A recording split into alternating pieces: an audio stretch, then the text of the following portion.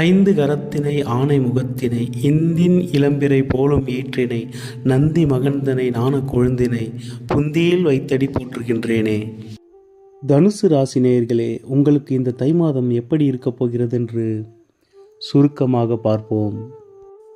சத்தியம் தவறாத உத்தம குணம் கொண்ட தனுசு ராசி நேயர்களே, காலபுருஷ சக்கரத்தின் 9வது வீடு உங்கள் ராசியாகும்.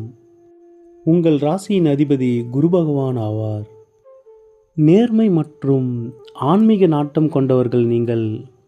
பிறருக்கு உதவுவதில் மகிழ்ச்சி அடைபவர்கள். உண்மையான நட்பு மற்றும் நேர்மையான உறவுகளை மதிப்பவர்கள் நீங்கள். எந்த ஒரு சூழ்நிலையிலும் உண்மையை பேசவே உங்கள் மனம் முற்படும். நீங்கள் உண்மை பேசுவதால் சில நேரங்களில் உங்கள் நெருங்கிய சொந்தங்களிடமும் நண்பர்களிடமும் பகையை உண்டாக்கிக் கொள்வீர்கள். உயர்ந்த சிந்தனையும் நல்ல உள்ளமும் கொண்ட நேர்மையான மனிதர்கள் நீங்கள். காலபுருஷனின் பிரம்ம முகூர்த்தமே உங்கள் ராசிதான்.